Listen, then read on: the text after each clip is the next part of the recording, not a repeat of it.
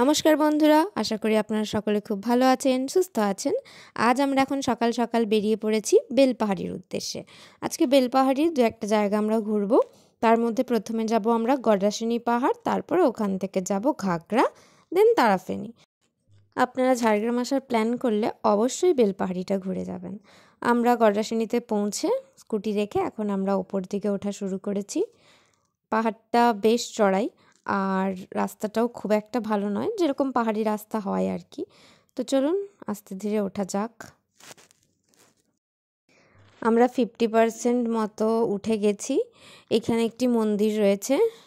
এবার এখান থেকে আমরা আরও 50% উঠবো এবং সেখানে আরও একটি মন্দির রয়েছে। তো চলুন এবার আমরা ওপর দিকে যাই। আরও কিছুটা উপরে আমরা উঠে এসেছি এবং এখান থেকে ভিউটা দেখুন আপনারা, শুধু দারুণ লাগছে দেখতে। কিছুক্ষণ এখানে বসে ভিউটা এনজয় করার পর আমরা আবার হাঁটা শুরু করেছি। ওটা আর বেশি দূর নয়, এবার আমরা পৌঁছেই গেছি প্রায়। এই যে আমরা মন্দিরে পৌঁছে গেছি। এখন আমরা গড্রাসিনীর একদম ওপরে রয়েছি, টপ অফ দ্য হিলে রয়েছি এখন আমরা।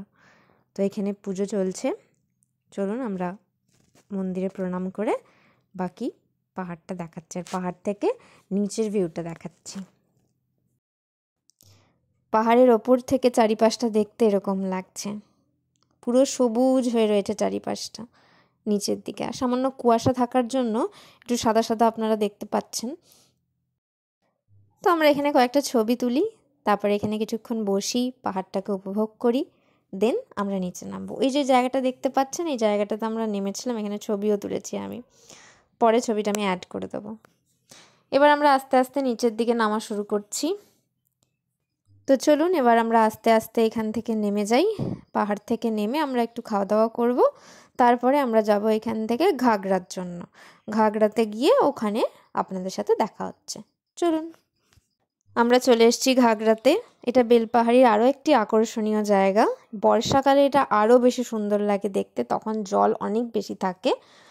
তো এই দেখুন ছোট ছোট এখানে হোল রয়েছে, ছোট নয় বিশাল বড় বড়ই হোল আর কি। একবার ঢুকে গেল একদম নিচে, তো খুব সাবধানে এখানটা পেরিয়ে যেতে হবে। আর পুরো জায়গাটা হচ্ছে পাথর, মাঝখান দিয়ে জল।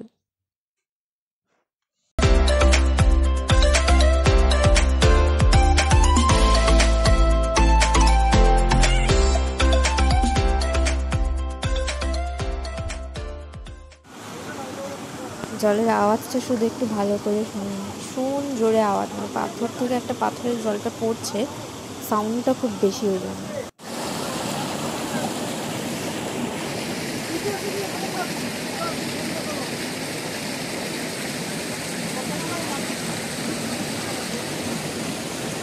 আজকের মতো বেলপাহাড়ি ঘোরা শেষ। এবার আমরা এখান থেকে বাড়ির উদ্দেশ্যে রওনা দেব। তো চলুন, আজকের ব্লগটি যদি আপনাদের ভালো লেগে থাকে তাহলে একটি লাইক এবং সাবস্ক্রাইব করে দেবেন আমার চ্যানেলটাকে।